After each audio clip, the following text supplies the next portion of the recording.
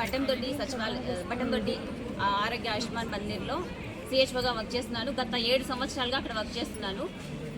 But ఎన్హెచ్ఎంలో చాలా మటుకు ఏం చెప్తున్నారంటే రెగ్యులరైజేషన్ 6 ఇయర్స్ తర్వాత చేస్తామన్నారు. బట్ ఆ 6 ఇయర్స్కి ఎందుకు చెయ్యము అనేసి మనం పెట్టిన దానికి మినిట్స్లో వాళ్ళు రిలీజ్ చేయడం ఏమంటే ఎన్హెచ్ఎంలో అటువంటి నిబంధనలు లేవు, మిమ్మల్ని ఖచ్చితంగా చేయాలని లేదు అన్నారు. సరే, అదే ఎన్హెచ్ఎంలో ఉన్నటువంటి అందరు ఎంప్లాయీస్కి 23% హైక్ అయితే ఇచ్చారు. బట్ అప్పుడు అది మనకి ఎందుకు ఇవ్వలేదు అని మేము ప్రశ్నిస్తున్నాం ఇప్పుడు ఈ సందర్భంగా. ఆ తర్వాత మాకు స్టార్టింగ్ జాయిన్ అయినప్పుడు ఈపీఎఫ్ అనేది కట్ అయ్యింది. బట్ అప్పుడు కట్ అయిన ఈపీఎఫ్ మధ్యలోకి వచ్చిన తర్వాత ఎందుకు కట్ కాకుండా నిలిపేస్తారనే పాయింట్ని కూడా మేము రైజ్ చేస్తున్నాం. ఎందుకంటే అప్పుడున్న శాలరీని ఇప్పుడు ఉంది మాకు. అప్పుడు ఎంత ఇస్తున్నారో అంత ఇస్తున్నారు, తగ్గించే ఇస్తున్నారు. ఇన్సెంటివ్ అనేది ఇప్పుడు ఇవ్వడం లేదు, ఓన్లీ శాలరీనే మాకు వస్తుంది.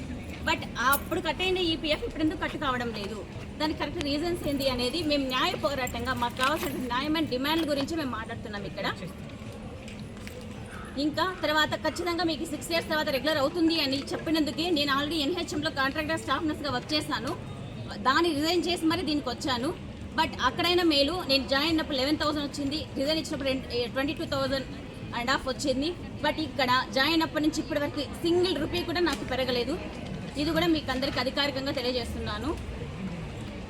ఇంకా ఎటువంటి బెనిఫిట్స్ కానీ ఏవీ లేవు. స్టార్టింగ్ వచ్చిన బెనిఫిట్స్ కూడా ఇప్పటికి లేవు.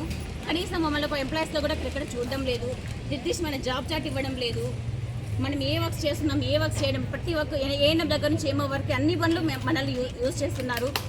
బట్ దానికి తగినట్లుగా ఎటువంటి మాకి ప్రోత్సాహకాలు ఇవ్వడం లేదు, ఎంకరేజ్మెంట్ లేదు, మా పని మమ్మల్ని చేసుకొని ఇవ్వడం లేదు ఫస్ట్ ఆఫ్ ఆల్. కాబట్టి దీని గురించి మేము న్యాయబద్ధంగా మాకు రావాల్సిన డిమాండ్స్ గురించి మేము ఇక్కడ ప్రశ్నిస్తున్నాము. మేము ధర్నా చేయడం లేదు, ఎవరిని ఉద్దేశించి మేము బ్లేమ్ చేయడం లేదు. మాకు రావాల్సిన దాని గురించి మేము పోరాటం చేస్తున్నాము. Thank you so much.